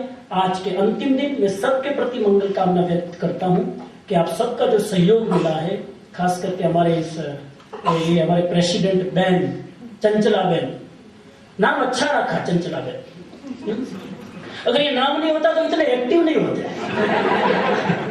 नाम जैसे गुण होना चाहिए ना, इनमें नाम जैसे गुण है, एक्टिव है। और कभी कभी एक्टिव होना अच्छा है। अगर एक्टिव नहीं होते तो किसी को तो काम करना पड़ता है ना। तो इतना काम, मैं तो इनके साथ रहता हूँ 7 दिनों से। इतने एक्टिव, इतनी भावना और सत्कार पूर्वक करते हैं। ऐसा नहीं कि जबरदस्ती आप आगे तो करना पड़ता है। तो इतनी भावना से उन्होंने जो ये 7 दिन के प्रवचन सीरीज का आयोजन किया और एक सांस करके, तो और आप सब लोग आए, तो उनका पूरा परिवार, विनय भाई है, विक्की, और पूरा डेडिकेटेड परिवार। ऐसे 5-7 परिवार मिल जाए ना तो अमेरिका में 4 चांद लग जाए। ऐसे कुछ परिवार में मैं खोज रहा हूँ ऐसे परिवारों को। अगर ऐसे 8-10 परिवार मिल जाए अमेरिका में, क्या काम नहीं हो सकता है। तो ऐसे बहुत सारे ये परिवार है, सबका नाम अभी लेने का समय नहीं है। सबका सहयोग है, सबका सहयोगी, इतने सारे लोग बैठे हैं। क्योंकि ये अकेले क्या करते हैं, आपका सहयोग। आपने कल देखा कि कितने लोग भोजन बना के लाए। मैंने तो सोचा कि कैटरिंग को दे देंगे, लेकिन नहीं, उन्होंने कहा नहीं, हमारी महावीर जयंती है, सब हम भाव से बनाएंगे। एक लोग थोड़ा कष्ट पड़ता है, लेकिन उसका परिणाम अच्छा आता है। तो आप सब लोगों ने जो मिलकर सपोर्ट किया है इस प्रवृत्ति को, कल महावीर जयंती में पहली बार मैंने मेम्फिस में इतने लोगों को देखा। मेम्फिस जैसे छोटे से समाज में 300 लोग, 250 लोग, बहुत प्रसन्नता में व्यक्त करता हूं। और इस तरह का आपका समाज हमेशा वर्धमान बना रहे, गतिशील बनता रहे। और यहाँ पर मैंने एकता देखी है कि देखो कोई फर्क नहीं, कितने लोग बैठे हैं, इसमें पता ही किसी का मार्का थोड़ा ना गया जैन है, ये सब लोग बैठे हैं, जैन, अजैन, हिंदू, सब लोग, हमारे साउथ इंडियन लोग बैठे हैं जो पूरी हिंदी नहीं समझ पाते हैं। तो ऐसे लोग आप अपना मत, भेद, मान्यता भूल के अब आते हो। ये इसी प्रकार की उदारता हमेशा बनाए रखना, और जो भी स्पीकर आए आप उनसे लाभ लेते रहना। इन्हीं मनोकामना के साथ में इन 6 दिनों में कोई भी प्रवचन के दौरान आपको चोट लगी हो, ठीक जगह लगी हो तो साधु बात, वो तो मैं चाहता था, लेकिन उल्टी पुल्टी कहीं आर्टरी कट गई हो तो मैं क्षमा चाहता हूं, क्योंकि मेरा कोई ऐसा भाव नहीं था कि आपको कोई मैं टॉन्ट में कुछ बोलूं। लेकिन कभी कभी जब बीमारी लाइलाज होती है तो कड़वी दवा देनी पड़ती है, लेकिन फिर भी मेरा भाव यह था कि हम स्वस्थ बने भीतर से, इसलिए कुछ कहा है। आपकी उदारता इतनी है कि आप अन्यथा लेते नहीं हो, ये बहुत प्रसन्नता की बात है। फिर भी किसी को कोई कष्ट हुआ हो, प्रवचन में कुछ बोला हो आपको लक्ष्य बनाकर, तो मैं क्षमा चाहता हूं। और आप खूब तरक्की करें, भौतिक रूप से भी, आध्यात्मिक रूप से भी सर्वतोमुखी विकास करते रहे। इन्हीं मनोकामना के साथ ओम शांति शांति शांति।